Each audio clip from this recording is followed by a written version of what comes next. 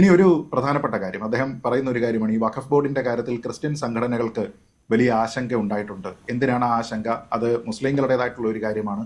എന്തിനാണ് അതിന്റെ കോൺസ്റ്റിറ്റ്യൂഷനുമായി ബന്ധപ്പെട്ടിട്ടൊക്കെ ഇവർ ആശങ്ക പറയുന്നത് എന്നുള്ളത് നോക്കുക. ഇത് ക്രിസ്ത്യൻ വിശ്വാസികളുടെ വസ്തുക്കൾ, വഖഫ് ബോർഡ് നേരത്തെ ഉണ്ടായിരുന്ന ചില ഡ്രക്കോണിയൻ നിയമങ്ങൾ, ഞാൻ പറഞ്ഞ പോലെ മനുഷ്യവിരുദ്ധ ജനാധിപത്യ വിരുദ്ധമായിട്ടുള്ള ചില ക്ലോസുകൾ ഉപയോഗിച്ചുകൊണ്ട് ആ വസ്തുക്കളൊക്കെ തട്ടിയെടുക്കാനായിട്ട് ഇവിടുത്തെ വഖഫ് ബോർഡ് ശ്രമിച്ചപ്പോൾ അതുമായി ബന്ധപ്പെട്ട് അവർക്കാണ് ആശങ്കയുള്ളത്.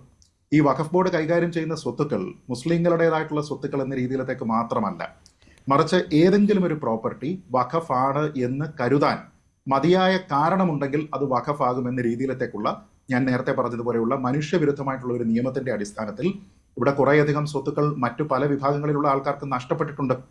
അപ്പൊ അതുകൊണ്ട് തന്നെ അവർക്കിതിൽ ആവലാതികളുണ്ട്. ആ ആവലാതി തീർപ്പ് കൽപ്പിക്കപ്പെടുന്ന രീതിയിലത്തേക്കുള്ള നിയമ സംവിധാനം ഇവിടെ ഉള്ളപ്പോൾ ആ നിയമ സംവിധാനത്തിന് മുന്നിൽ ആ പരാതിയുമായിട്ട് പോയി കഴിഞ്ഞാൽ അതിനെ ആർക്കും ചോദ്യം ചെയ്യേണ്ടുന്ന കാര്യമില്ല.